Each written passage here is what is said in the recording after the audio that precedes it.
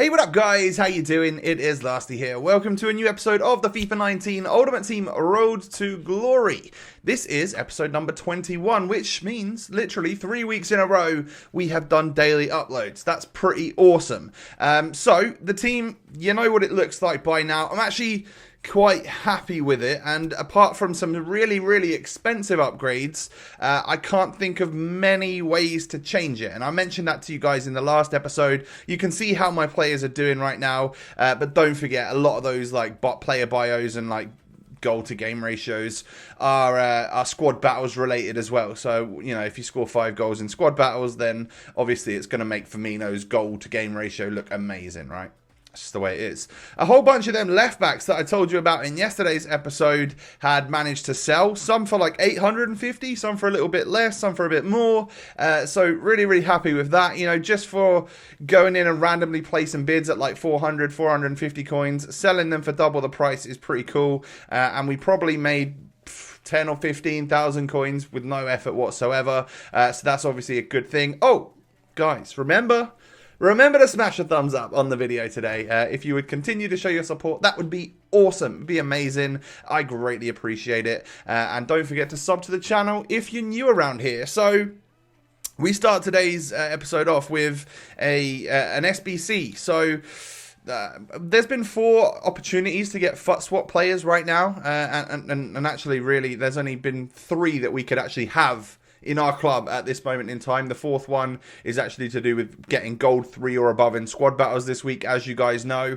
But today's one, or yesterday's one, as you're watching this, and he's still live until 6 p.m. tonight, is a Brazilian goalkeeper from Roma. So it required all gold players. I'm not gonna lie, I'm disappointed with the requirements. I don't feel like it should be. I don't feel like it should be like that. I don't feel like it should be fully gold at this point, especially if it's quite heavily SBC related. Like, think about it. If you were to complete all the SBCs and then you decided that you want to get a pack with your FUT swap tokens, you basically just paid for a pack. I don't know.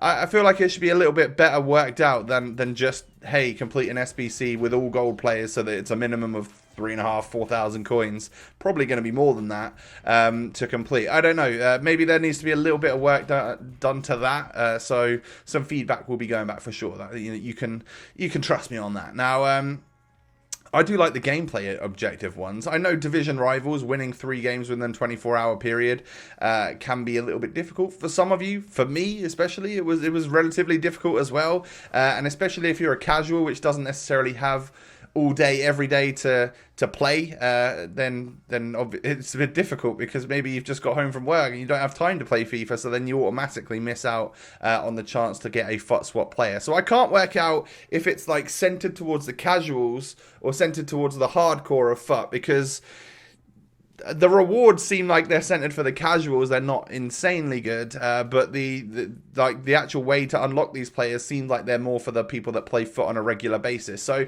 it's an odd one, but I do like the idea of the promo, and I am completing it. So I do like the fact that it's like a grind towards something. It's going to be quite cool once we finally get enough to either decide to get a pack or go for a player. I'm not sure what to do yet, just simply because, well, I don't, at the moment, like El Shaarawy and Lallana wouldn't necessarily fit into the teams very well. I don't think they look that great. El Shah does look good, I guess, but he won't fit into the team. So I'm not sure what to do. Maybe we go for a packs. I don't know. What are you planning to do with your FUT swaps? Let me know down below.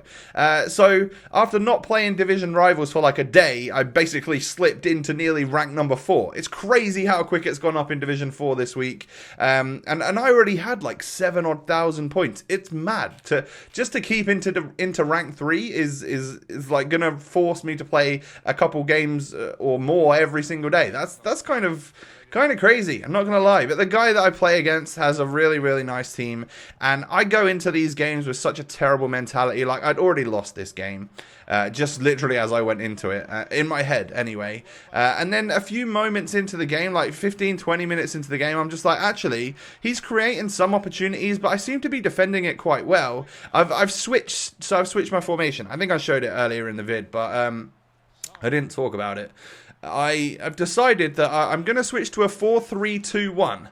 And I've also changed it so that it's not balanced anymore. It is back to that pressure for 7 seconds, the high pressure, but not constant pressure.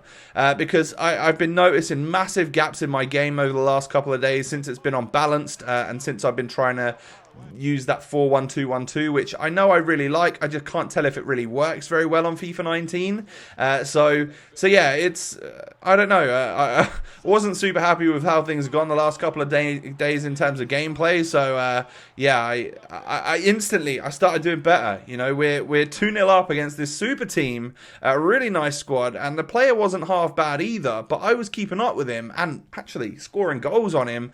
So to be 2-0 up in this game and actually feel kind of confident and comfortable was a really, really good feeling. And I put quite a lot of that down to one to you guys for telling me to just stick with one team, because now I'm starting to learn my players and where they should be and stuff.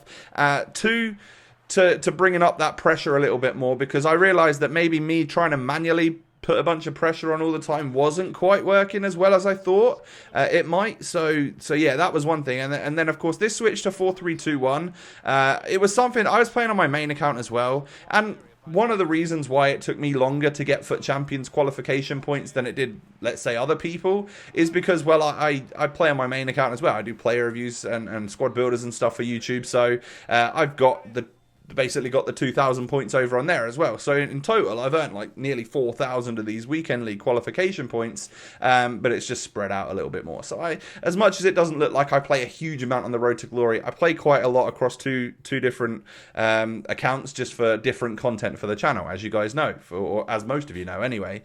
So to get a 2-0 win against that guy was really, really good. But on my main account, I was playing in the 4-3-2-1 and loving it, and actually getting a bit of success from it. So I was like, that's what I'm going to switch to on my road to glory, and see if it can help us and see if we can play good.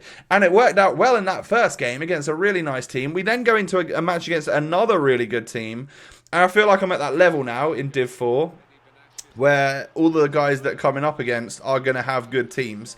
We've almost moved past like the road to glory levels, or the average road to glory levels, to people that have got like kind of pay to win squads, or I would assume like a guy like this who had a few UCL cards, Mbappe, and like Pogba and stuff, or I'm not sure if he had Pogba, I can't remember, but I'm assuming people like that who have teams like he does are people that have put the credit card on the game and at least opened a few packs, right? Maybe they're crazy traders, I don't know, but I assume that I know I couldn't get to the level of squad that this guy's got without spending money, so I just guessed that he didn't either.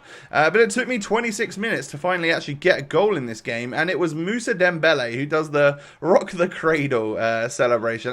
You can press B or circle, depending on your console, and it does like a random celebration. It's one of my favourite features. I do quite like the fact that the celebrations can be random.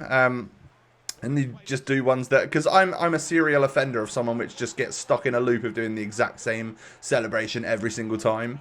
So yeah, like, it's nice to see different ones going on every now and again. He gets his equaliser by getting a header at the near post with Mbappe, which seems super OP, of course, but it was actually my defender which tapped it into the back of the net. However, if he didn't do it, my opponent would have scored with his player to tap it in. But he then goes ahead in this game and dabs on me again, which is yeah, okay. It's not 2016, bro. Yeah, he dabs on me again, and that was another near post corner from Mbappe. I feel like they definitely need to be addressed.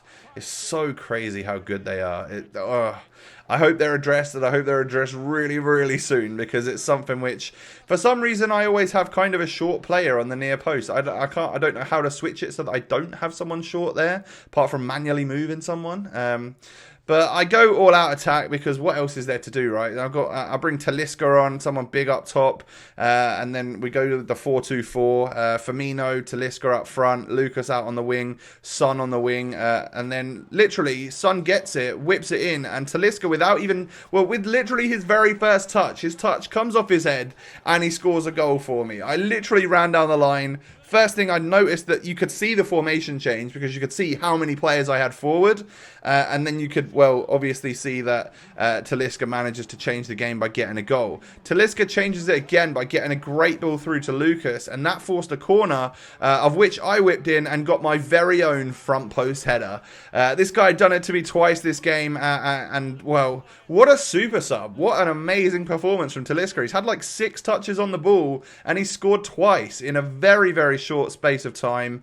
So he's someone which I need to remember to bring on, because he's like a proper game changer. I really, really like him. So yeah, I somehow managed to get the win. It doesn't look like I deserved it, but hey, some games go against you, right? I had one in yesterday's episode where it looked like the stats were like that, really, wasn't it? So it swings and roundabouts. It just feels a lot better when you're the one that gets the win. It's a lot less stressful. I go into my next game, and what will be the final game of today's episode. This guy's got Messi and Aguero and Dybala and like a really, really solid Juve squad, or like Serie A team with a couple of UCL players.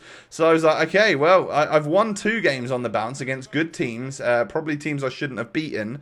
So I can afford to lose this game, but I really don't want to. I'd love to get 3 in a row of good performances, because that's going to really bring my morale up.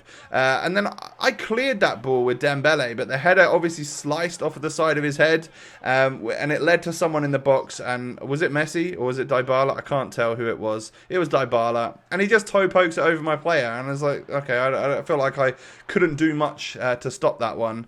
And then he gets another corner, and it's Alexandra, I believe, is the name of his head, who goes and scores a header against me.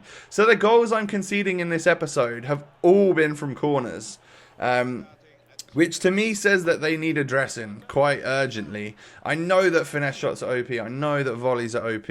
But yeah, like every goal I've conceded so far has come from a corner. I'm either not learning how to defend against them properly, or there's something wrong. And I can see the general consensus on Twitter and stuff that people think they're OP.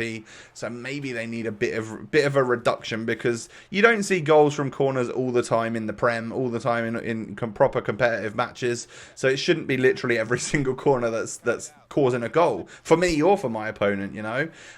So I'm 2-1 down in this game. I did manage to get a goal back, a nice finish from Lucas, and at halftime, I don't know, I would say that it looks like a kind of even match. Yeah, I've had a few more shots on goal, but he's had better pass accuracy. He's been better on the ball and stuff. But Dembele gets a nice opportunity, gets past the defender, gets past another defender, whips it in for Bobby Firmino to rise up above and nod that into the back of the net.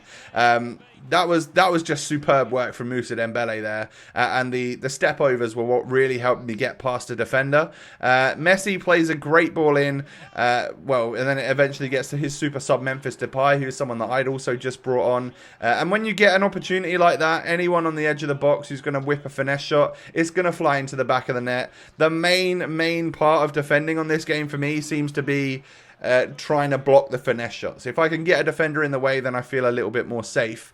It was very difficult to defend against Messi. He's incredibly agile. He's awesome on the ball. But I don't know. I somehow managed to do it for most of the game.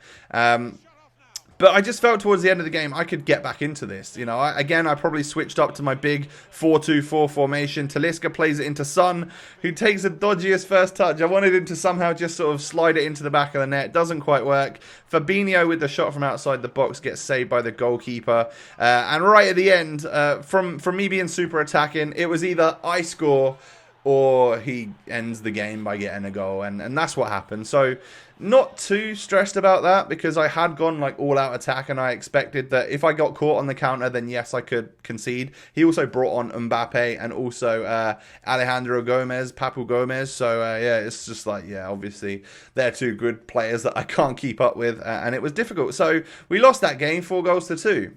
So 2 good wins and 1 loss where, I don't know, I feel like I maybe could have got back into the game, but yeah, fair play. You know, I've won a couple of lucky ones and I've lost one there, so not the end of the world. Now, I realised that I should have redeemed my access, because I have said to you guys that I will attempt to play the weekend league. I don't know how long it will last. I very much will try to get up to like gold 3. That is my ultimate aim. If I can get like silver 1, get a player pick pack that looks quite good, you know, I don't know what they're going to be all about yet, but if we can get to silver 1 or gold 3, I will be over the moon. I don't know if it will happen. I don't know if I'll be able to take it. I'll try my very best, but I've unlocked it so that now if I play some more Rivals games, I'll start accruing the points again, which is obviously going to be useful for future weekend leagues. Like, for instance, I know I can't play the weekend league after because I'm at a stag do in Dublin. So like, it's awesome that you get the rewards in the week and not like having to play every week, otherwise you miss out on monthly rewards, because,